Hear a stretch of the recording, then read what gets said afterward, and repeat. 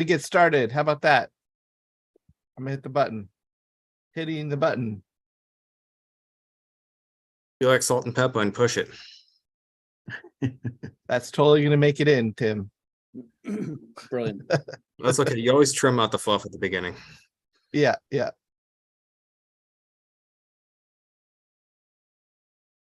Get started. How about that? All right, we're good. All right, great.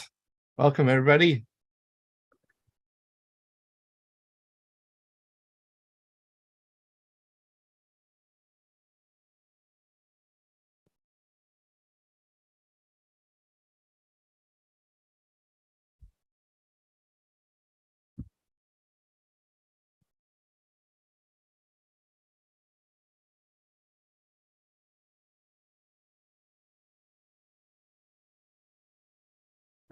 All right. Yeah, chat's responding. That's good. That's a good sign.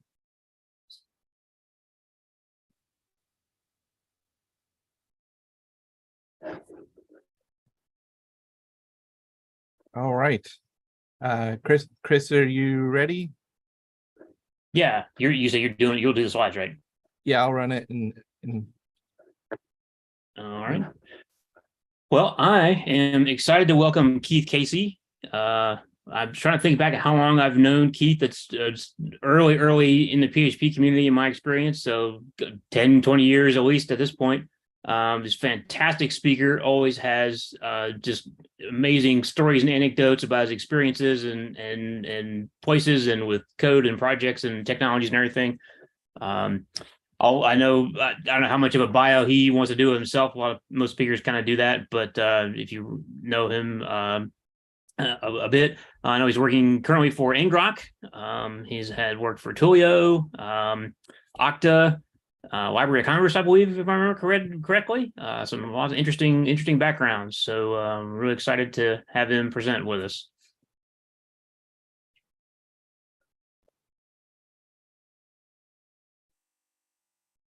the slides are up.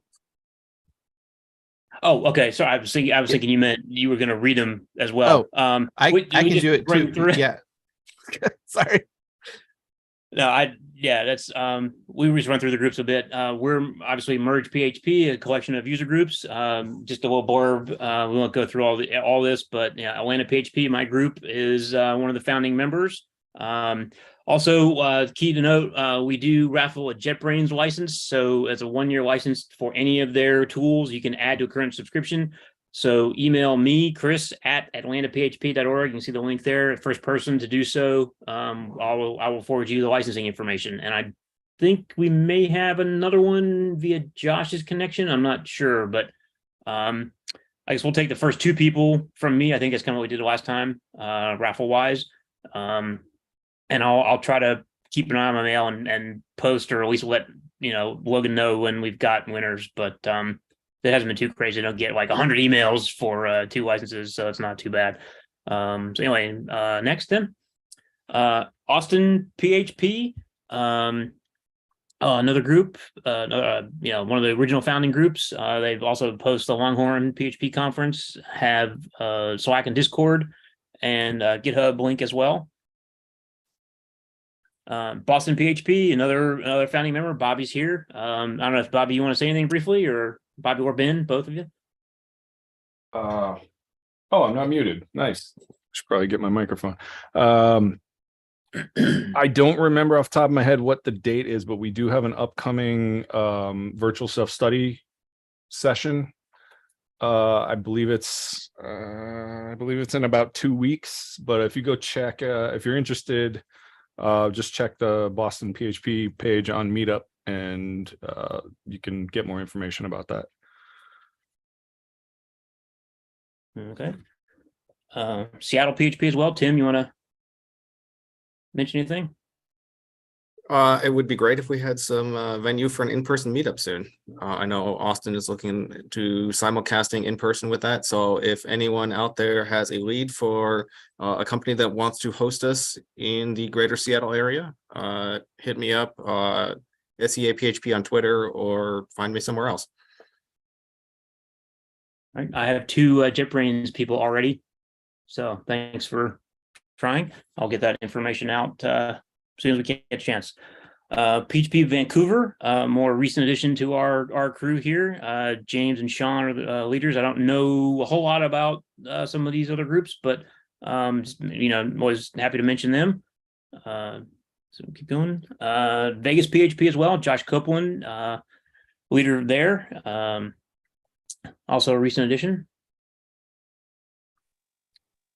Kansas City PHP. Eric Poe is predominantly their leader. He's unable to be here tonight, but just also keep kind of mentioning through these other groups that aren't mine. I don't know a whole lot to say about them other than what you see on the slide. We're trying not to read the slides, so we just breeze through. Utah PHP. Mark Nieberdahl is here. If you want to mention anything special.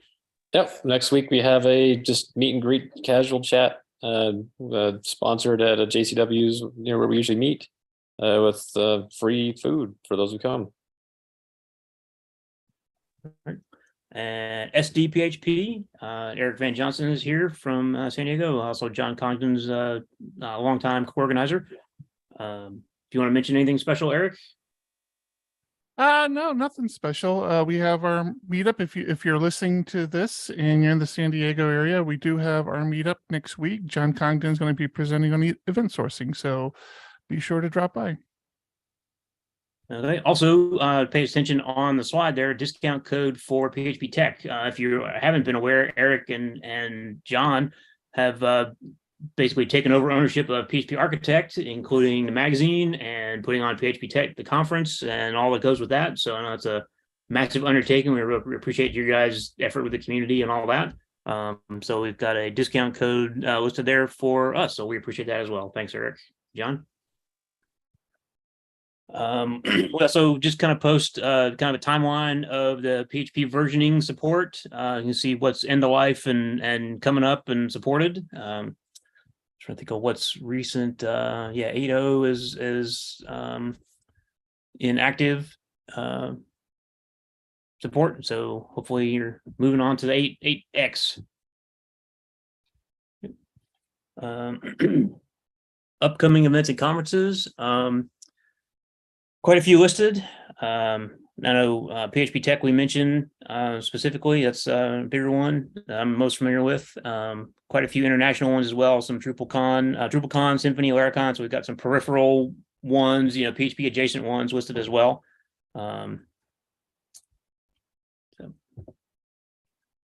And we are on Twitter and Mastodon. The screenshots small for me here. Twitter and Mastodon, Merge PHP, pretty much anywhere you would look for social media, we're on Merge PHP. I mean, not everything, but places you will find us there. So, and next month, this is new to me. Static analysis improve. Okay, using static analysis to improve code quality across both backend and front end. Speaking of JSON queries with MySQL multi-value indexes. Well, that's coming up apparently. Also, if you want to present, let us know. Definitely, you can contact any of us organizers specifically, or use our we have a web form you can submit. So beta.is/merge PHP.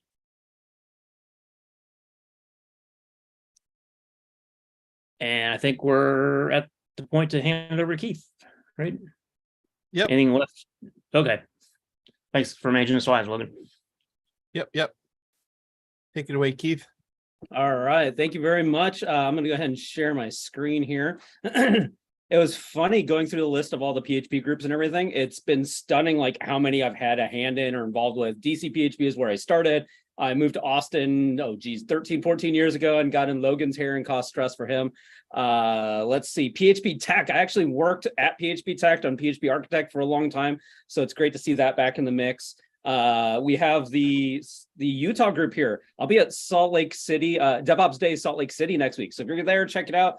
But more than anything, I'd say the most important thing is probably Chris Bruck. He mentioned how old we were, which I will never forgive him for. But most people don't know. I originally met him because we had the same parole officer in Atlanta. So yeah, we go way back.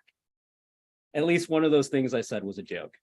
This is the Keith I was talking about earlier. It's the not safe for work or don't believe everything you hear, mostly what you hear, but not everything you hear version of Keith. Oh, I'm lots of fun. Don't worry about me. I will definitely behave myself for the most part, as far as you're concerned. All right. Hey, everybody. Today I'm here to talk about webhooks. A little bit about sort of how this presentation came about. I work for ngrok, if you hadn't figured that out by now. But one of the things that we started doing about a year and a half ago now is we started doing like webhook verification in the ngrok tunnel itself. I'm not here to talk about that tonight. What I am here to talk about is like when we were doing that, one of the things we want to do is figure out how to verify webhooks. It's a very reasonable thing to do. So what I started doing is I started a Google Doc and I started finding all these different webhook providers that are out there. Went through a list of about 100 or so. And what I realized in the process is that one, there wasn't a directory for them, which was kind of irritating. That's why I had to make my spreadsheet. And two, the patterns and practices that each one supported were all over the map. Some of them were horrible messes that you would never want to do in production, but they're used in serious like development or production apps right now.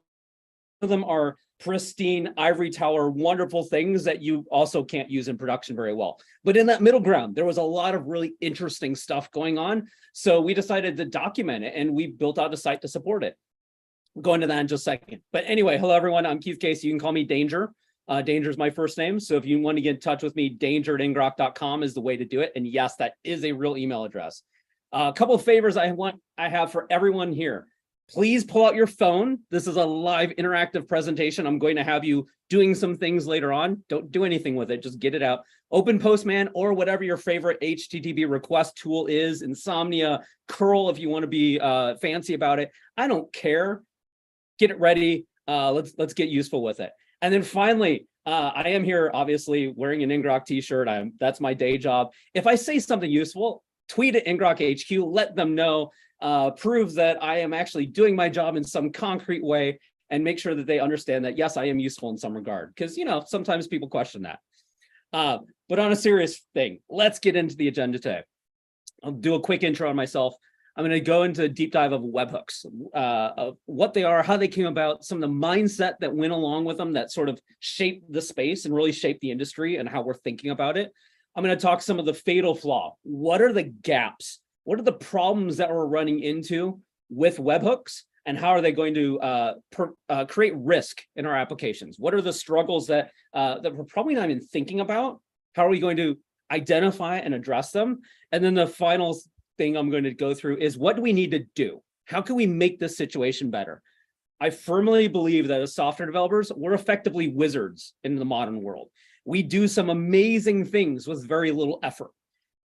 Unfortunately, or maybe fortunately, there are serious repercussions and consequences of the things we do, whether that's from a security perspective or financial or sensitive healthcare information, whatever, I don't care. We need to be very thoughtful and deliberate about what we do. So as providers, when we launch webhooks, how do we make sure we're doing it well? And then as consumers, when we use webhooks in our applications, how do we make sure that we're protecting ourselves and making sure that it's well thought through and well considered? And then I'll close it out and open it up for Q&A. But like I said, on the previous slide, please make sure you have your phone ready. Make sure you have your favorite HTTP request tool ready. I prefer Postman. I really don't care what you choose. Make sure you're ready because we're going to dive into that in just a few minutes.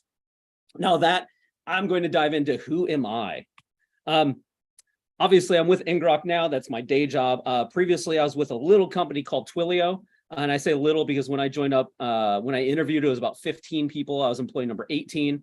So I was on the very, very, very early edge of Twilio, sort of helping people understand like what APIs are, that it's safe to build on APIs, that you should bake APIs into your applications, and that you can trust these other third-party companies to actually be able to satisfy your needs and have SLAs and all that fun sort of stuff. It had challenges. I'll say that. It was very challenging. 13, 14 years ago, teaching people, yes, it's safe to build on APIs. After that, I went to a little company called Clarify, which was building APIs to make audio and video searchable. We ran out of money, so not a whole lot to that story. Then I spent 5 years at Okta doing single sign-on and identity management, specifically working on their API security product. My entire job was to help people identify risks in their API and how to fix them. So we're working at like an architectural and design level, and also a authentication authorization level. So I spent 5 years there, launched their API security products from beginning to end. And after that, I took some time off and then came over to ngrok. ngrok, we have APIs, we use APIs. That's not our focus. Our focus is connectivity and opening up your local environment in secure, reliable, repeatable ways. But like I said, the thing that came about when we were building this was the webhook verification specifically, was that there wasn't a directory. There wasn't a way out there to talk about, here's who's doing APIs well, let's celebrate that. Here's who's doing it poorly, let's help them change. One other thing about myself is I am a Texan. I declare that. I've been here about 15 years now, so I think that's fair at this point. In between Okta and ngrok, I moved to the forest. I live on 20 acres in the woods, and I build gardens and do solar and all kinds of projects. If you're interested in what I'm doing, check out the Geek Among the Trees on YouTube. That's me talking about all the things we're doing. My mindset with that was, at some point as a software developer, there's that moment where you're just so frustrated. You want to take your computer, throw it out the window, and go live in the trees. So I did that. And so definitely want to talk about what we're doing there. That's outside the realm of this presentation, so I'm not going to worry about it. When we think about webhooks, we think about how we're doing things, what we're doing, why we're doing it. We came up with the idea of pulling together this directory. And we had this great situation where we wanted to be able to, or we had dug up all this information to understand, how are people looking at webhooks? How are they thinking about it? How are they approaching it? What are the trade-offs? So when we were building this into ngrok itself, we built this directory of over 100 webhooks. I think right now we're probably at 110, 115 on webhooks.fyi. And we implemented 50 of them initially into ngrok. We're now up to like 60, 70. That's not the point of this one.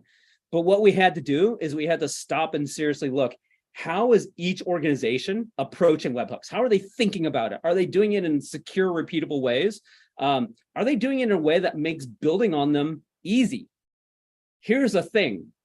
When you're building out these big API systems, everyone says, hey, look, we don't need an event stream. We've got webhooks. We don't need this integration. We have webhooks.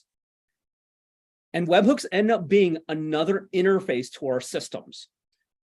And we don't put nearly the amount of care and understanding into it that we do with most UIs, most interfaces to our system. And I think that introduces some risks. One, we may not actually build the thing that addresses the problem we are trying to address. And two, what we build might just be crap. And if we're building crap, one, we have this big risk of people just not adopting it, not using it. And there's nothing demoralizing as a software developer than to build something and nobody uses it.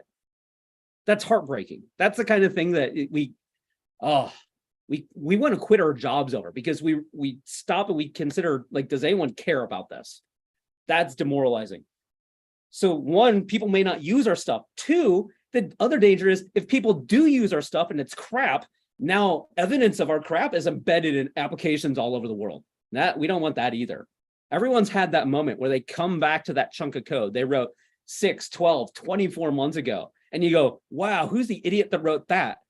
And you look at your Git log and you go, oh crap, that was me. When you start building webhook systems, you have that risk at scale. I never want to be in a position of saying, wow, what idiot wrote that? And I realize I'm the idiot. That's happened a number of times. It's happened recently. I don't want that at scale. So that's what happened, or that was kind of the mindset on when we pulled this information together for webhooks.fyi, and we want to make this available. A couple quick things about webhooks.fyi. It is fully available, fully free. You don't have to be an ngrok user or customer or whatever to use it. Please go check it out. It's also GitHub pages. So if you find anything we did wrong or incomplete, that's totally cool. Let us know. Pull request accepted. Before I dive into some of the mechanics of webhooks, I want to talk about where they came from. So there's this great gentleman by the name of Jeff Lindsay. Some of you in Austin may have crossed paths with him before. He is a very normal looking guy. He coined the term webhooks and really popularized it back in 2007. There's a link to the blog post at the bottom there. And he talked about webhooks as two separate words at that point, and how they are basically the epitome of good, solid principles, good object-oriented principles, where one of the principles behind object-oriented program is, instead of having integrations at the function or method level, you've got message passing. So this object says, hey, look, this task is done, or this item has changed state. And other objects in that ecosystem that have subscribed to that can then listen and go, okay, that thing has changed state. Now I need to take action. Fundamentally, that's just a webhook. What Jeff did more importantly than anything is that he coined the term. So now we had a name to call it. And once we put names on things, it's a lot easier to describe and reference. But then two, he joined a little company called Twilio. And when he was at Twilio, he put webhooks as a core part of the system.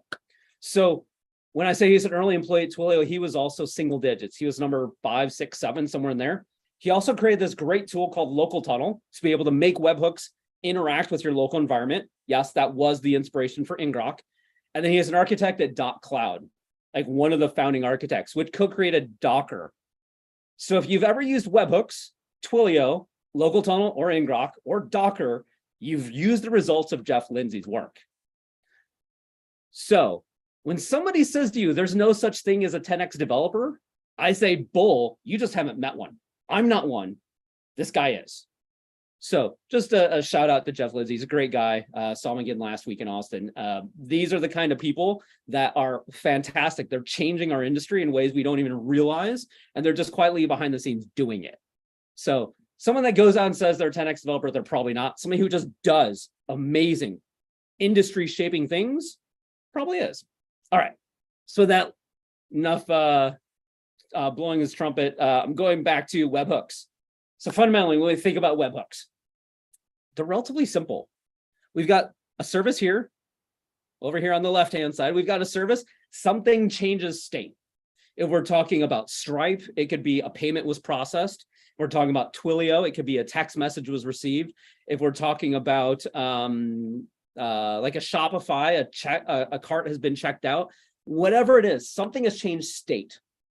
Then that system sends a notification to another system and says, hey, this thing changed state. It might include a payload saying, here's all the information you need. It might include a URL saying, the information I have is a little too sensitive. We're not including it in here, but here's a way of requesting more information and getting it back. So that listening app over on this side processes the webhook in some way. It might not do anything with it at all. It might generate a response. It might kick off a workflow. Frankly, we don't care. And the webhook mechanism doesn't care either. We don't care about what happens in this green box on the left. We don't care about what happens in this green box. We care that some webhook service published a change in state. Our listening app picked up that change in state and sent a response. That's it. That's all we care about. Everything else that happens on either side of that is outside the scope of what we're really thinking about and worrying about here. We're talking about what is that communication layer. Now, what's really cool about that communication layer is if you think about it, this is how most applications are architected. Something changes state and other workflows kick off. Yeah, that's pretty normal. When you think about webhooks, what gets important here is that this is all happening over HTTP. This is not some proprietary protocol. This is not some internal message handling at the memory level. This is going across the internet. That's kind of cool. Next up is that we've got a very simple payload. Almost all of us can parse JSON in our sleep at this point. It's super easy to do. There is no modern language that can't parse it. XML might take a little more work, might take a little more thought, but realistically, that's pretty simple too. It doesn't take much to figure this out. So as a result, we end up totally tech stack agnostic. The examples I have today, there's one in PHP. I might get to the one in Node also, just depending on some things. But realistically, the underlying tech stack on either side of that webhook doesn't matter. We don't care. That's where things start to get really cool because now we're not dependent on vendors. If you ever worked with like a JMS, that's a Java messaging service way back in the day. I don't put Java on my resume anymore. But if you ever worked with JMS, you had to understand of like, what is this vendor's particular implementation of Java? What are the sharp edges? What are the pitfalls that I need to worry about? And how do I figure it out? And the quick answer is you don't. It just, life sucks. That's how you deal with it. Webhooks completely change that because it's HTTP and every modern language speaks HTTP in some way. That's easy. The fact that it's JSON or XML going back and forth and every modern language speak those, that makes it exceptionally easy. This is a fantastic way to build a tech stack. So fundamentally what they do is they allow us to share state, or more precisely, changes in state between systems. Because after all, if your shopping cart is just sitting there and no one's doing anything, you're not adding and removing things, you're not checking out, you're not doing anything, frankly, I don't care. It doesn't really matter. Now, when I add an item to the cart, maybe I want to take action. When I remove something, maybe I want to take action. It's those changes in state that end up being really important. That's where webhooks kick in. And besides, one of the great things about webhooks is that building everything yourself sucks. You do not want to have to build a polling service for a lot of the stuff. Yes, there's some trade-offs with polling, but frankly, they suck for the vast majority of things. You don't care about things in their state until they change. So if you can not have to worry about those endpoints and not worry about those things and just listen for changes, that simplifies our patterns quite a bit.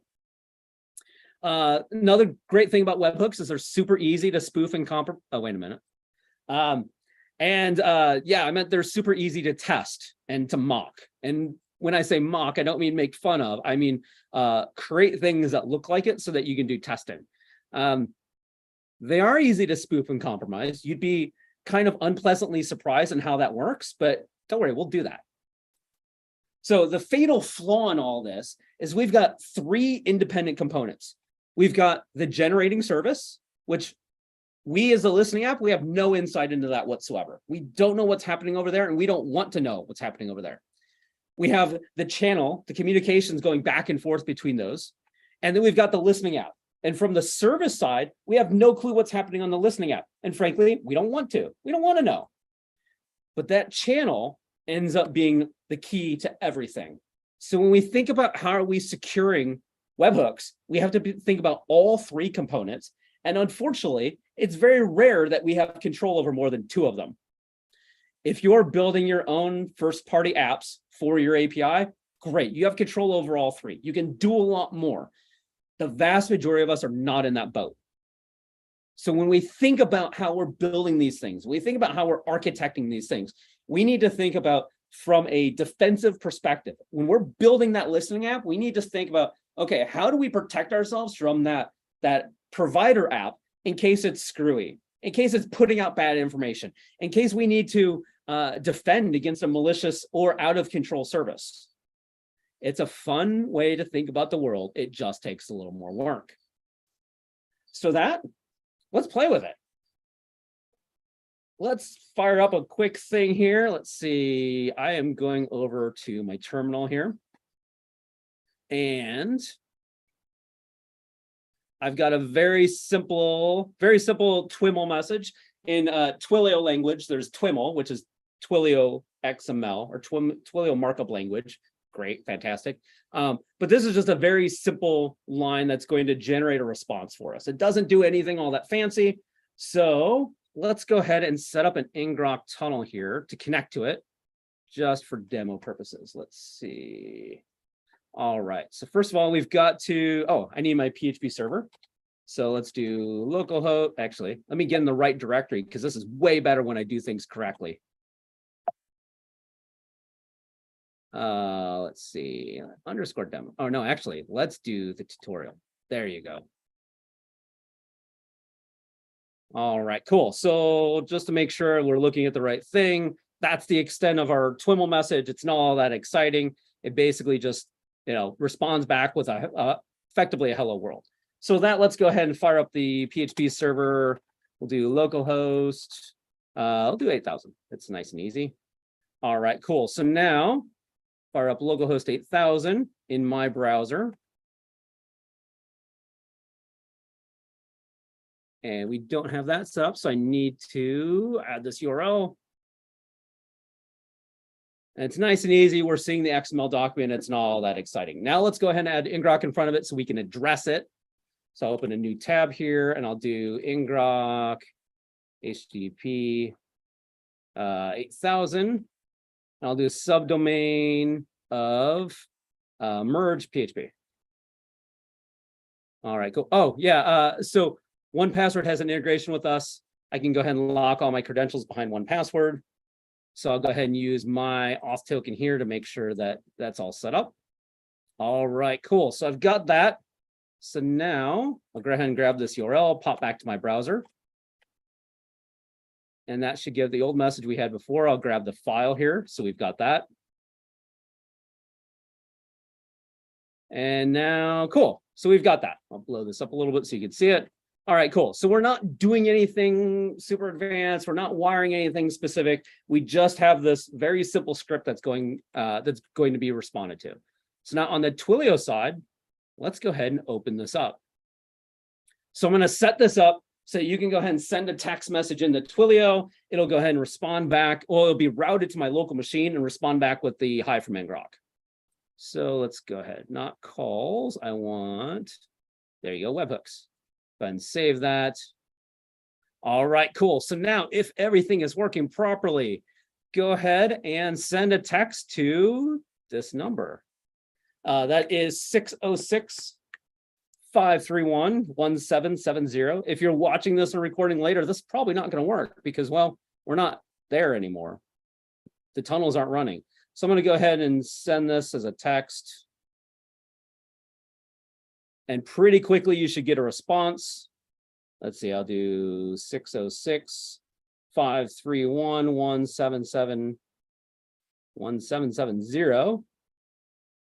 And I'll say hello. All right, if everything's working well, I should get back a response pretty quickly. I got a hi from ngrok. All right, so hopefully a few other people are seeing it. In fact, I can go ahead and check. All right, so this is the ngrok dashboard, everything, or the command line interface here. You can see there's a bunch of responses. Everything came in exactly as we expect. In fact, if we wanted to, let's do it this way. Localhost 4040, this is built in the ngrok. It's not anything special, but this is every request and every response that came back and forth between. So you can see these are all the requests. These are the headers. So we could actually go ahead and see who sent in, what they sent, all that kind of thing. In fact, let's go ahead and see of the requests that came in. Oh, people are responding. All right, people are still sending in. Cool. Let's see, body. So somebody sent a D. We've got other people sending in stuff. People are starting to send patches. Great. I appreciate all of you. Let's stay in the post down here. Yeah, let's see. Yeah, so we've got all kinds of messages flying back and forth. So that's either good or bad. We'll see what happens here. We've got people doing deletes. I appreciate all of you. Definitely. All right, cool. I'm going to turn off that tunnel because you guys are kind of getting out of control here. All right, so that tunnel is shut off now. You won't be able to do anything with it. But what it did was it opened a real simple, easy way to our application. Now you saw right off the bat, people started screwing around with it, right? And we saw people go ahead and start trying additional endpoint, well, not endpoints, but additional verbs on my endpoint here. We all started with post, which were from Twilio. And then we had a lot of people doing other things. So that, yeah, somebody said, hola. And then people started doing gets, they started doing patches. No one experimented with the actual endpoint though, to see what they could add to it. So that's interesting. But what we did fundamentally is we added a big glaring back hole to our application. We added a way of being able to grant access to effectively what's a third-party application into our application in real time. So when we go back to this diagram, this ends up being a little nerve-wracking because us as the listening app, we inherently trusted the sender and the channel, and we responded back as if nothing happened, as if everything was trusted. So when we actually look at this, we need to stop and consider, how could this have been compromised? What could we do? How would we make this a little bit different? How do we take advantage of the system? So this is what I think about. When I look at the security of a system, I say, well, what attacks, what risks are available to it, and what can I attack it with? So when we think about this, we can obviously intercept the message. If somebody misconfigured their Twilio dashboard, we could go ahead and accept all their incoming messages, and then we would know who texted in and what they said. Depending on the context of the information, that could be really bad. We can also do impersonation. I'm not talking about impersonating a person. I'm talking about impersonating Twilio. If we're not doing any verification of that message, we can go ahead and say, oh yeah, this is definitely from Twilio. You know, my endpoint or the thing I'm sending you is definitely from Twilio. Here, let me act like it. And we can send some of the information along to make it look like it. We can also do replay attacks. When we're sitting there in the system somewhere between where you're receiving your request and the actual receiver, anything in between can capture information. They can go ahead and they can do a ton of things and manipulate what's going on and potentially just replay the same attack over and over again. Now, actually, that's not even properly phrased. It's not replaying an attack, it's replaying a request over and over again. Because the first time it might have been totally legitimate. It's every time after that maybe it's not. We can also have issues around downtime. Maybe I don't need to impersonate your provider. Maybe I just need to knock you offline. What happens in that case? And then when we think about the more operational side of things, how do we think about forward compatibility? How do we make sure that when us as a provider need to upgrade our signature process, upgrade how we're handling endpoints, add additional fields or restructure the fields we're sending? How do we do that? And then finally, we have to think about multicast destinations. This is a fun one. So it's basically, think of a call tree. You call two people, they call two people, they call two people. With a multicast destination, you can have situations where you send a request off and then it gets replicated and sent to downstream systems. Now, at first glance, that doesn't sound like a huge risk. But if you're doing anything with scaling, odds are you have a cluster behind that receiver. You might have a Kubernetes cluster behind that receiver, and then you need to decide, okay, when I receive that webhook request, and do I send it off to one node of the cluster and then wait to see what happens, or do I clone it and send it off to all of them? What do I do with the response? This starts getting really ugly really quickly.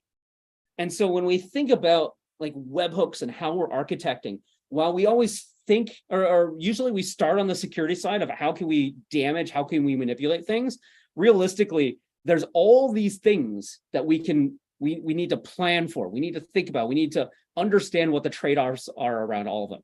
So tonight, I'm only going to attack the ones in bold, because frankly, those are the fun ones. Those are the ones we all enjoy doing. The ones that are italicized later on, I'm not going to tackle those tonight, but we could do all kinds of stuff with it. So with that, let's go back to the demo for a minute and let's abuse it a little bit. All right, I'm going to restart this since I know you guys have been storing up all kinds of twisted ideas to apply. All right, cool. So the tunnel is back open. So I expect all kinds of crazy shenanigans here to start any second. So what we're going to do here is, if some of you could pull out your phones again, go ahead and send a request. Go ahead and send anything you want. That's perfectly fine. You don't, keep it PG-13. And then the rest of you who have some sort of HTTP request tool open that up and start playing. Some of you are already flipping around the verb, but what if you flipped around the endpoint? What if you added parameters? What if you mimicked a Twilio request? When we have this request here, we can obviously see what's in it. Oh, somebody's sending actions, launch the nukes. That's fantastic. I appreciate you guys keeping it PG-13. We've got all this information coming in. So we could actually go ahead and screw around with this. We can modify or we could mimic a request coming from Twilio, because if we look at, this is a legitimate request, the number of fields that we're expecting, there's body, there's from, there should be a 2 in here somewhere, there's a 2. The number of fields that are actually required aren't that many. So somebody's adding lol, oh, Bobby tables, glorious, I appreciate you guys. Somebody's adding additional HTML, this is brilliant. So at no time did we actually validate that this request came from Twilio. In fact, let's see, we've got blah, blah, blah. All right, cool. Let me go back and grab this legitimate request and I can replay this. This is where things get really interesting. I can go ahead and replay this over and over again. So if you look into a little bit of the history of ngrok and how it worked, Alan Shreve, our founder and CEO, was at Twilio way back in the day. He was working on the SMS system. If you ever sent an SMS using Twilio, you probably used this code at some point. But what he was working on with this was he wanted a way of being able to route traffic to his local environment. Pretty normal, pretty simple. But then one of the things he realized is that once ngrok, the ngrok agent is in the flow of traffic, it can capture the requests and then replay them. So that's why we've got a really simple replay button. In fact, we could take another step and we can take this and we can replay with modifications. So we can take this entire payload and replay it and modify anything we want here. So this is really cool in like development while you're experimenting with stuff. If you're trying to figure out like, hey, look, I was expecting this payload. It wasn't quite structured the way I expect it to be. What happened? We can go ahead and modify that. So I'm going to go ahead and add a couple things here. Let's see. I love PHP. And I hit replay here. And you can see I love PHP came across as a parameter. There's nothing we had to do about that. So that's really useful when we're playing around with this. Let's see. We've got people playing purge and doing options requests. It doesn't take much to be able to start manipulating that request. And right now, we are totally open to the world. So luckily, my application is exceptionally dumb. It just says hello world. But imagine it's not. Imagine this is a fulfillment system for an e-commerce platform. And it's waiting for a post from Stripe to say, yes, Chris successfully paid for this order. If somebody was able to figure out that URL in your system and do a post to your system to say, yes, this order is paid for, how would you find that? Because when you went back into your system, you would say, well, yeah, this order is marked paid. All of them are marked paid. I don't understand why I was expecting X number of dollars to come from Stripe and a smaller number came.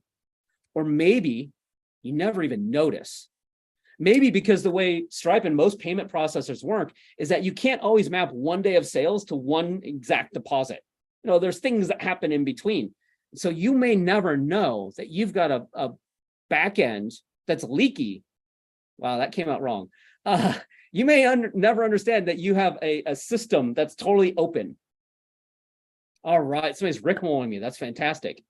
You may not understand that at some point, somebody could do post back to your system. You could do that for a e-commerce platform. You may mark something as paid. You may be able to mark something as in stock, out of stock. If you're really unlucky, you may be able to manipulate other parts of the API, other parts of the database without even realizing it. When we implement webhooks, the vast majority of people, and I can assure you, it's the vast majority of people, we run the data, aren't doing any verification at all. They think because this came from Twilio, and because Twilio is the only place where I put this URL, it must be secure.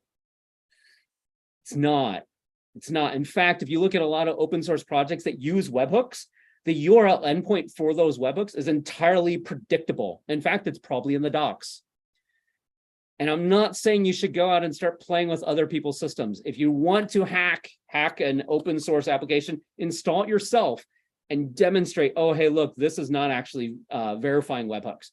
That's a bad situation to be. Please don't screw around with that with other people's systems, but it happens. It happens really easily. So when we think about what we're doing with this, we need to think about how we're going to secure this. Let's see. So we did all that.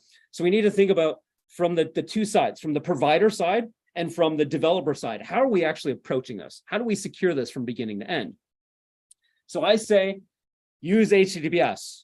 Please, please, please use the HTTPS. There is no excuse right now for not using it. Let's Encrypt makes this brain dead simple. Do it. If you're a provider, you must provide an HTTPS endpoint. There are still a number of providers who don't. They'll probably end up, or they'll probably won't be named in this presentation. I might get feisty and name them anyway, though.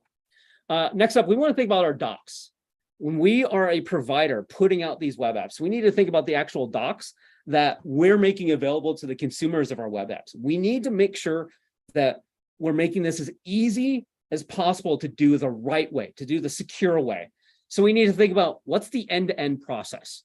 When we dug into this on for webhooks.fyi, we found the vast majority of webhook providers did not show the end-to-end process. They didn't show you, here's when a webhook is generated, here's what the payload will be, here are the responses that we expect you to generate, and here's what we'll do as a result. So absolutely, please, please, please, make sure you include all the parameters. Make sure you include all the endpoints that you might see and any options along with those. So if we have Twilio, obviously we'd have from, to, body, and then all those others. Make sure you do that. In fact, if you want bonus points, show what the payload looks like. I don't mean pseudocode. I mean, show me an actual payload. That includes whether that's JSON or XML or just post parameters. I don't care. Show them to me. It's very easy for you to say, oh yeah, this is always a string. Okay, cool. Show it. Just give me an example of what one looks like. What's really cool is that if we think about it, we can use this as a test. So even if we're stuck offline and we are just using Postman to test our webhooks, we could do a post with that sample payload into our app to play with it and say, is this generating what I expect? And one of the things I always run into is somebody says, well, I've got a lot of different payloads that come out. Should I include all of them? Yes, absolutely. Include all of them. Because if I see something that matches one of the expected payloads, that's great. That's awesome. If I see something that doesn't, that means either one, you missed something, two, you upgraded and you added something, or three, someone's trying to cause problems in my system. I don't care which one it is, but I do need to check it out because I need to understand each of those has a different response, a different correct next step, and I need to understand which one it is. So if you generate webhooks, include documentation on all of them, not some, not most, all. That is non-negotiable. And then demonstrate verification. It was horribly disappointing how many of the different webhook providers just had steps. They had like step one, you get this, step two, you do this, step three, why? Just give me code. It doesn't take much to be able to demonstrate verification in most of these things. Give me a sample of PHP or Python or whatever. Show me how it works. Because even if you don't know Python, and that's fine, you can look at it and go, okay, well, let's see, this is a loop. It's iterating over the loop. Oh, it's sorted the parameters. It's doing this. Okay, cool. And then you, as whatever your primary language is, if it's PHP or Java, I don't care. But you can look at it and go, okay, well, I can figure out what most of these things do. I at least have a starting point. But even better, embed verification in your libraries, in the SDKs that you as a provider distribute, just embed verification. It doesn't take much to be able to do that. Now, when we think about the actual, like what happens within like that payload, the horrifying thing is, this is what we discovered when we figured out like who's securing the payload. When I say securing the payload, I mean, who's signing it? Who's making sure that hash is in the header so that we can go back and we can verify that the payload has not been tampered with. The good news is HMAC is supported about 65% of the time. That's pretty good. Two-thirds of the time you've got HMAC. You've got a couple other approaches, mutual TLS, that's a little bit more complicated, but it works. A shared secret, where the provider gives you a secret on their side and you use it on your side and you make sure, okay, it's been signed with that secret. Okay, cool, that works. The horrifying thing is that top pink line. 16% of webhook providers do not provide any sort of way of demonstrating the payload has not been modified. That's 1 in 6. Now, I won't name them here. They're available on webhooks.fyi. If you want to dig into it, you absolutely can. On the plus side, these are not payment processors. So that's good. So if you get a webhook from Stripe that says, hey, look, Chris paid $1. Chris can't then modify that and say, oh, actually, he paid 100. He paid 1,000. You can't do that. That's good. But 16% of providers don't have that at all. It's kind of horrifying. But even then, the fact that there's so many different approaches makes it challenging. So if you're working with a couple different providers, you end up with these kind of painful patterns where you have to go understand how each one is approached. Even HMAC, while we bucketed all these into to being 2/3, the process and what parameters go into the actual HMAC verification is not consistent. In fact, the first 50 webhook providers we implemented, we had 49 different methods. So while it looks like there's patterns, even then that's kind of being generous. Next up, and this is something that's very rare in webhooks in general, and this is using the timestamp or some sort of request identifier in the payload itself. Now, a lot of them have it in the header. The problem is that when you verify a payload as coming from your API provider, your webhook provider, the signature is applied to the payload itself, not the headers. The verification is in the headers. So what happens is that if you have a timestamp in the headers, somebody could take a valid payload and replay it over and over again. And there's no way for you as a receiver to understand, oh, wait a minute, I've seen this one before. This one is the same one I saw a week ago. All it takes is take that timestamp and move it into the payload itself. So then it gets to be part of the signature, and then the header has that signature in it. It's a really quick, easy way of being able to say, oh, we've seen this request before. Don't kick off the workflow that goes along with it. So ideally, you have some sort of synchronized clock. It doesn't have to be super synchronized as long as it's within some sort of tolerance window. Don't make it down to the second. You might have a window where you can say, you know what, we're going to accept webhooks for 30, 60 seconds. That can be fine. But make sure that you've got some understanding of how long this webhook request or this request is valid for. And choose timestamp or choose one format. Unix timestamp is nice and easy. It's hard to beat that one. It's well understood across the board. Just don't use it after 2038. Next up, when we think about the webhooks going back and forth, one of the coolest things, and PagerDuty and HubSpot do this really well, is they have different signatures or different versions of their signature. So here for PagerDuty, you can see you've got version 1 and then a comma and version 2. And then HubSpot does it very well with different parameters. I don't care which one you do. Where this is useful is that when that webhook comes in to your system, you can say, okay, well, I have the webhook provider has modified how they're doing their signatures. So therefore I can upgrade my process. And in the meantime, I don't have downtime. So I can use the old process or new process and it works out fine both ways. We think about next up is zero downtime. When we have key rotation, when that secret changes or the signing key changes, we run into the exact same problem of version 1, version 2, something changed. Now we need to update our stuff to prevent downtime. We can do the exact same thing, but with the same version. So PagerDuty does this very well. They have version 1, version 1. One of these is with the old key. So if we apply their signature verification, we'll get a match on one of these. And one of these is with the new key. It's a really quick and easy way of being able to support multiple versions and prevent downtime. That's what we want more than anything else. Because if you're an e-commerce platform and you're waiting for your Stripe notification that things have been paid, you want to understand, oh, wait a minute, I missed or I don't want to miss a paid status changing. I want to know, hey, look, this was paid, this was charged back, whatever, to be able to take action based on that. So when we think about how people are implementing these, we run into this other problem.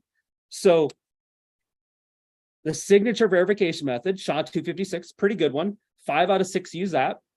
It's pretty good. Less than a third are using some sort of timestamp. Therefore, about 2/3 are open to some sort of attack, a replay attack. This is risky. This opens up all kinds of possibilities. We can say, hey, look, my payment has been processed. And we can say it over and over and over again. When we think more on the operational side, we think about forwards compatibility. Almost 3/4 of them don't have any capabilities on that front. And then when we think about signing keys and mitigating downtime, 90% don't have a way of doing that. So while some of them offer some good security capabilities, in terms of maintenance, in terms of operationalizing these are not as good. And when we look at the ones that have none of these security controls, about 17%, 1 in 6 have none of those security controls at all. So the ones that are doing it poorly, do it all really poorly. The vast majority, well, not even the vast majority, but the plurality of 40% have one of those, and that's usually HMAC. They don't have any of those other approaches to be able to operationalize and secure your system overall. Cool. So I'm going to talk about on the consumer side. So this is as you're building applications consume that receive webhooks. How do we make sure these are secure? Not surprisingly, use HTTPS. HTTPS is non-negotiable. You have no excuse on why you're not using HTTPS. Let's Encrypt makes it so simple. You're taking an unnecessary risk if you're not doing this. Next up, we need to think about what we're actually doing. When we are securing our systems, we need to make sure that we're not just getting a webhook message and processing and using it. We need to make sure there's some sort of shared secret in play. That shared secret can be a key, like an HMAC signature, that's fine. It can be a shared secret like Twilio uses its auth token as a shared secret, that's fine. You may run into some issues if you have to rotate that, but you need some way of being able to make sure that we're doing some sort of verification. So that, let's go back to the demo. We're going to add verification here. So let's go back. I believe the tunnel's still running. Oh, you guys have been just running wild here. All right, cool. So tunnel's still running. All right. So if people could go ahead and send a text message, send a post, whatever, I don't care. Use Postman, use Insomnia, whatever suits you. And we'll go ahead and start securing the sucker. All right, so no one's sending it. Oh, a little bit of traffic going there. So we'll go ahead and send hello on my end. Make sure things are flowing there. All right, cool. So we've got a little bit of traffic coming in. It's quick and simple. It's really easy to do. Now, let's make one change of this. I'm turning off the tunnel here. So the tunnel's shut down. You're not going to see anything. So now let's turn on webhook verification just to make this really simple. Let's see. I believe it's verify webhook. Let's use Twilio. Oops. Yeah. Make sure. Okay, cool. So that's, oh, need to provide a secret. All right, so verify secret, and I don't trust any of you reasonably. So I'm going to go ahead and move my command line over to another window here. I'm going to grab my secret really quick and make sure I've got that. All right, it is, I'm not going to click show. All right, so now I'm going to go ahead and I'll run that same command. I added the command, the flag verify secret. I added my auth token, and that was not the right command. So I need, verify webhook secret is the proper command. Sorry about that. So I'll do verify webhook secret. And I know this is off screen. It's supposed to be off screen. All right, cool. So I went ahead and opened up that tunnel again. All right, now I'm going to hit clear request. Go ahead and send post request. Use Postman, use your Insomnia, use your curl if you want to be fancy about it. And I'm going to send a text message. So if a few of you could go ahead and send a text message directly through Twilio. Let's see.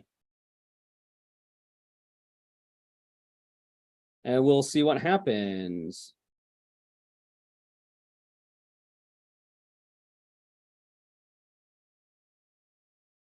All right, cool. So we're getting some messages in, and actually we're only getting messages in. We're not seeing a lot of other extraneous data.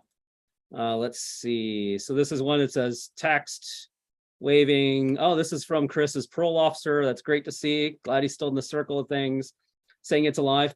Okay, cool. Now, what all of you should have seen that we're just doing a straight up post to my endpoint. You should just have gotten an error. So if we did, I'll go back to that URL. Here it is. I'll just hit refresh. If all goes well, there you go. I failed webhook verification. Didn't have to do anything special. It's using my Twilio auth token, which is our shared secret between Twilio and myself. It went ahead and took the payload. We have here, went ahead and took this payload from Chris's parole officer. It took the payload. If we've got, yeah, here we go. It took this entire payload, signed it. It should have injected the signature here. Yeah, here's the signature. And it used my auth token, which is our shared secret, to make sure that that's part of the signature. So then on the ngrok side of things, it used the auth token that I gave it, which is the same auth token, to then verify that before the actual request came into the system. So it's a quick and easy way to be able to secure this, to prevent anyone from being able to just send requests willy-nilly and just do random stuff. You can see there's a lot less requests coming in here now. They're only posts. We don't have any of that extraneous data that we had before. And that's because we just put webhook verification inside the flow itself. So when we think about this, we need to think about like how we're securing things. And we need to think about from beginning to end, how are we making sure that we're not accidentally opening up a back to our application? So that Some quick to-dos for the providers out there. One, oops, need to get on the right screen here. Haha. HTTPS or death. You have no legitimate reason not to use HTTPS. Do it. Do it. That's non-negotiable at this point. Make sure you document the whole thing. Make it as easy as possible for people to use your stuff. That shouldn't be much of a challenge, right? That's a very logical, easy, straightforward thing to do. You'd be amazed at how many people don't do it. Just do it. At the end of the day, we want developers to use what we build, so let's make it easy as possible. Let's think about strong authentication methods. One of the things that I don't cover in this, but it's actually in the report on webhooks.fyi, there's a stunning number of webhook providers that use MD5 as the signature approach. That's bad. MD5 has been pretty well compromised for what, 15, 20 years at this point? Don't use MD5. That is not a good thing to use for basically anything. Don't. SHA-256 is pretty good right now. Use that. I think just about every modern programming language has that right now. Just do it. Make it as easy as possible. On the provider side, we also need to think about how do we mitigate replay attacks? How do we make sure that we're including the timestamp in the body of the message itself and not just in the header? How do we make sure that that is being treated and thought of well so that we don't leave our consumers open to attacks? Ideally, this is extreme bonus points, let's have a testing mechanism. Let's have a way of being able to put a sample payload into a request and see what happens, see the webhook that actually generates out of it.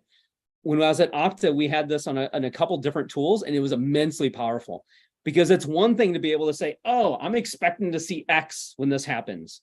And then you make that happen. You go, oh, I'm not saying that. What's going on?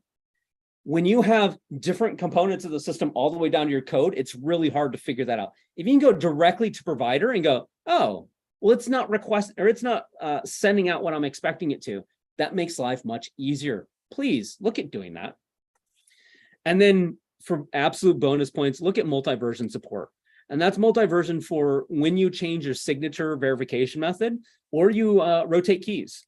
It's the exact same concept, just applied a little bit differently. Look at how to do that. And on webhooks.fyi, there's some guides and some information on how to do that better. So don't feel like you have to go it alone. There are patterns and practices, and there are people who are doing this well. We definitely celebrate the people who are doing it well. On the consumer side of things, and now obviously this is a page on webhooks.fyi too, use HTTPS. Like I said, you've got no legitimate excuses not to at this point. That's dumb. Make your stuff secure. And then verify senders. When we started off with this little sample, we didn't verify anything about them. Odds are there are applications in your infrastructure that are not verifying right now. I would take that without a doubt, without any hesitation whatsoever. I know that is the case. If you're not, that you would be an exceptional outlier. You'd be in the top 3 to 5% of people out there using webhooks. And most of us are not. Just by default, most of us are not in the top 3 to 5%, and there's no shame in that. But we need to make our stuff more secure. We need to validate the payloads. We need to make sure that the payload is what we're expecting it to be. If we end up with screwy additional fields or misnamed fields or whatever, if the payload doesn't look like what we're expecting it to, that should set off alarms. Just like when we get spam. If somebody gets a spam and it looks like it's from me because the from says it's me, but then the payload is nonsense, that's a pretty good red flag. Treat this the exact same way. Then we can check.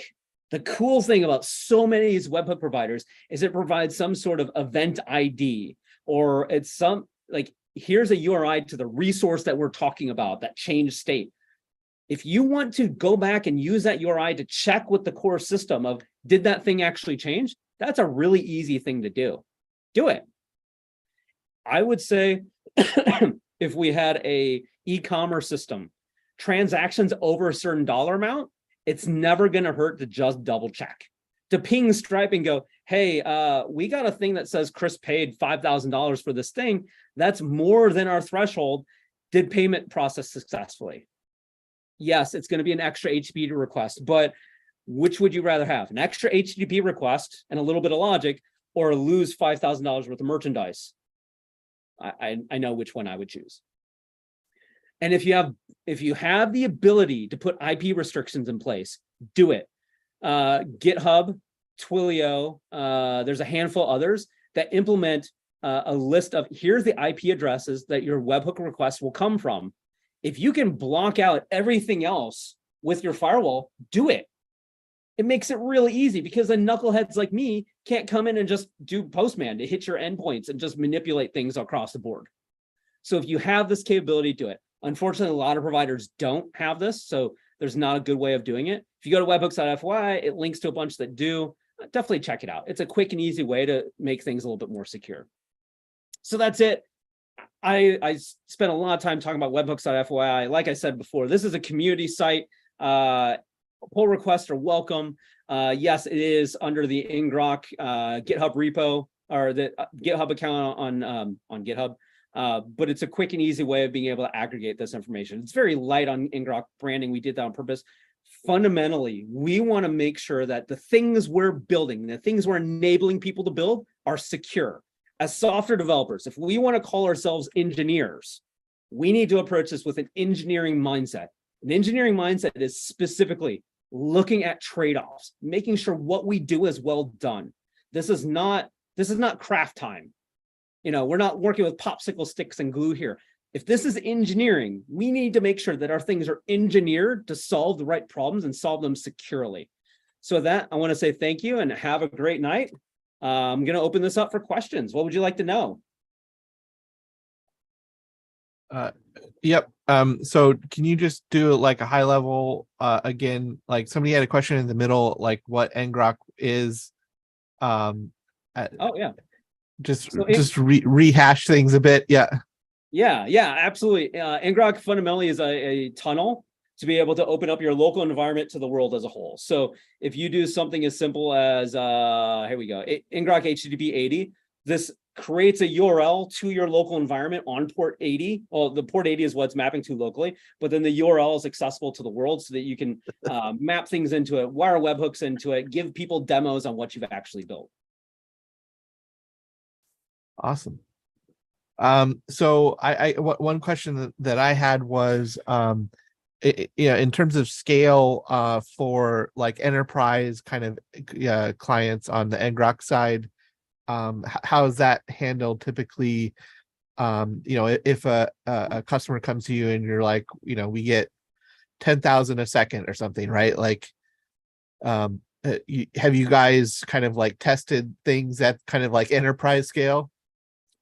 Yeah, so we not allowed to name the company name, but there's a large fast food quick service restaurant across the US that has 10,000 locations, and we're running every register and then across their entire ecosystem. So 10,000 locations, they do a ton of business through us every day.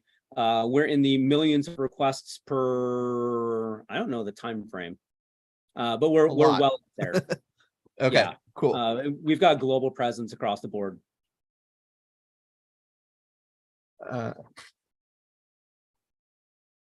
And it's very it seems like it's works with any language that can do a webhook, right? Like Oh yeah. So to put on my ngrok hat, because I've already got the ngrok shirt on. To put on the ngrok hat for a second, yeah, we're totally platform agnostic. We're language agnostic. We are embedded in Docker containers and Kubernetes clusters. In fact, we're launching a Kubernetes ingress controller here shortly in time for KubeCon. Today, in fact, we launched a ngrok Go library. So we're actually embedded into ngrok Go or into Go apps directly. We've got similar things coming on Rust and JavaScript. Python's coming in the list also. We're totally platform agnostic though. We're also device agnostic. So we're running on IoT devices across most of the world at this point. Yeah, anytime you need to provide like repeatable, secure access to something, ngrok's an option for you. Awesome. And I'm assuming there's ways to set up some sort of like buckets kind of situation where by device or by region or kind of like group things. Yes. Yeah. So we recently launched a thing to be able to do that. It's called bot users. It's basically bucketing things for given use cases or giving devices to make sure that everything comes together. In fact, For anyone still around, let me pop over to my tunnel here for a second. Let me clear this. Clear. If anyone's ever implemented OAuth before, you know how much fun that is. I've implemented it many times. So if we do node app, let's see, app. Cool. So I've got port 3001 open. Sorry, I didn't have this set up, wasn't planning to go here. So we got a very simple app running here, nothing all that interesting. If we do ngrok HTTP 3001 OAuth equals Google, let's allow access. Cool. Okay. Oh, actually, let me add the subdomain again. Subdomain equals merge PHP. All right, cool. So now if you hit refresh on your merge PHP link that you had before, wherever it went, here we go. You should get redirected through Google. And we just set up Google as your identity provider. Now, actually, if I went to index, there you go. We got Google set up as our identity provider. It doesn't take much to be able to add tons of capabilities on top of this. Cool. That's a fun little demo. Yeah. Yeah, it's a fun one. So yeah, I've implemented OAuth many times and I've regretted it every time. We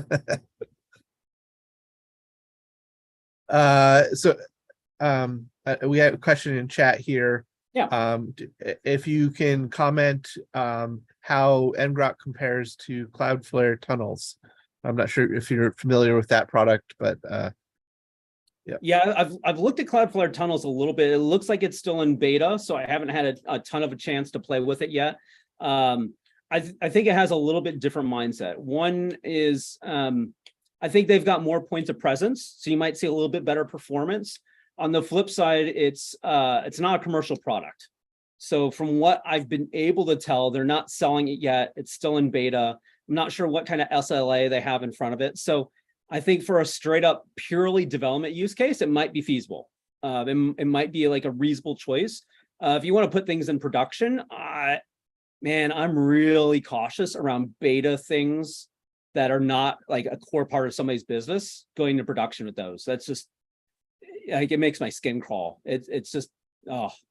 So yeah, I mean, but it might be a great option for development purposes. Yep. All right. Any questions from our panelists?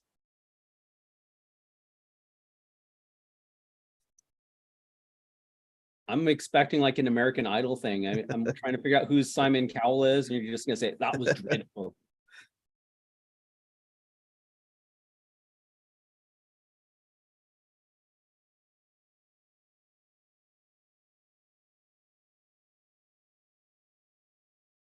Looks like we do have another question from chat. Can you explain what happens when a hook gets triggered and the endpoint doesn't exist? Yeah, so I mean, for the most part, it depends on the provider, but the provider is most likely going to make that request and hit a 404. Or if it like the service is offline, it might hit a 500 something. Fundamentally, what's going to happen is it depends on the provider.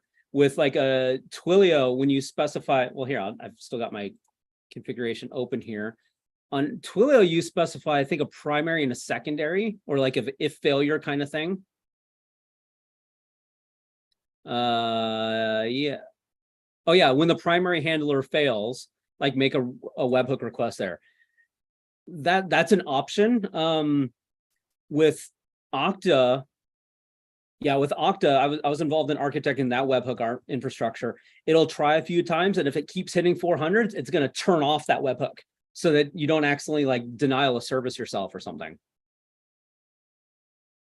So, but that's really entirely up to the provider. It's like you as a consumer don't have much ability on that, other than saying, "Hey, why aren't my webhooks coming?" and going back and going, "Oh, that's because it's broken." I imagine you could easily set up like a recursion demo with like, you know, two webhooks that, yeah, when it fails, it calls the other one. That might be fun to do. Lots of great questions in chat. Definitely keep them coming. Does the paid version of ngrok can you have private tunnels between multiple applications? So I think what they're asking is, like, if you send a webhook to one, then can you split it out to two different things? Yeah, that's going to be dependent on the logic behind the scenes. So we see that a lot with like load balance clustered apps, where there's one listener that goes ahead and receives that and then broadcast it out. So it's like that multicast scenario that I talked about earlier. Some webhook providers actually support that in their configuration itself. Trying to remember who off the top of my head, but let's see if I've got this. Oh wait, multiple URLs. Let's see. DocuSign. Oh yeah, Okta Workflows actually does that too. So you have a choice on whether that it's on the receiver side that then broadcast it out, or if it's on the provider side that they can go ahead and hit things in sequence or broadcast all at the same time. So it's really an architectural thing. Cool. It seems flexible. Yeah, and I really don't have a good recommendation for which.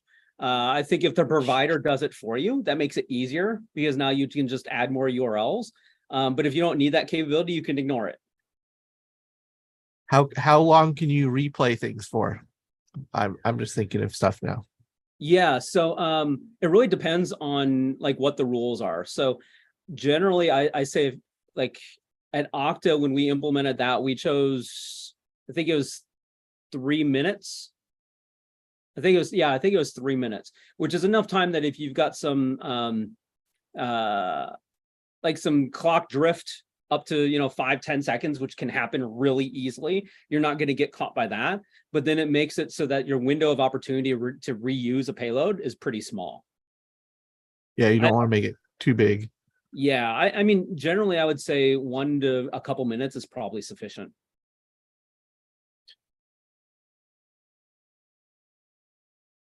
One thing I did want to shout out here, just to toot our own horn here, is Zoom actually just re-architected their webhook approach, and they're sunsetting the old method in October. And the coolest thing that we saw is they actually mentioned webhooks.fyi in their approach and why they chose this approach. Awesome. So, yeah, that was really cool. We're like, whoa, this is like, there are actual legitimate companies using this information and using this research to make their systems better. And I was ecstatic to see that.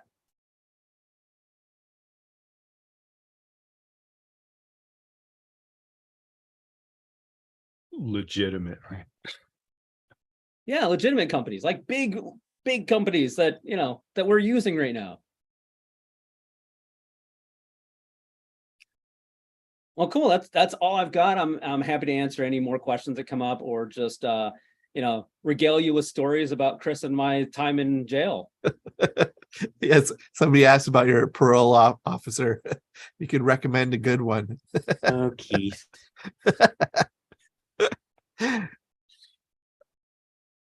Well, I quickly remembered, it's been a long time since I've seen Keith present, but I remember so many sessions at like Lone Star PHP predominantly, where he quickly shows you how wildly insecure most of the internet is, or a lot of the technologies are. And so it's always kind of like that, oh crap, moments of when you hear about something you might have used or at least heard about, and you're like, yeah, I don't know, sounds crazy, I wouldn't use it that way or whatever. So it's always interesting to see how easy it is to poke holes in things and so forth. Yeah, my favorite one of those is, while I was at Okta working in API security full time, I had a folder of all these news reports of different API breaches. And everyone knows about Equifax, and British Airways had a huge one a few years back. It cost them $180 million fine, I think. Facebook has had one like every quarter for years. I'm exaggerating a little bit there, but not by much. But my absolute favorite was Tinder. If you're not familiar with it, Tinder is let's call it a dating app, that their API was so insecure at one point that if you had an account, you could message any other account as any other account. So I could go ahead and message Logan as Chris. And if you don't see how this is a problem, just think about it for a moment. you swipe right on everybody, I guess, right? And that's the one cause thing. all sorts of problems. It didn't require people to swipe at all. if you had an account, I could start messaging you as anybody else. And the greatest thing is that I couldn't see the response because the response would go to the person, but I could send to Chris from Logan. I wouldn't be able to see the response back, but then I could send a response from Logan to Chris and get like inject myself into this conversation on both sides and just cause all kinds of shenanigans. That definitely So, sounds yes, like lots ladies of and fun. gentlemen, the internet is immensely insecure. It's our jobs, our duty to make it better. So please try to make things better every way that you can, in little ways and big ways. It's all going to make a difference. Wise words. Yeah. Well, Cool. thanks, Keith. I really appreciate the talk. Thanks everyone for joining us. Really appreciate you being here. And we've got a great talk lined up for next month. So stay tuned, and we've got some announcements on the website stuff coming soon as well. So thank you all for joining us. Hope you have a good rest of your March, and we'll see you next month. See you, everyone. Thank you. Thanks so much, Keith. Really appreciate it. Always good to see you. It's been a while. I'm glad you're still saying that at the end.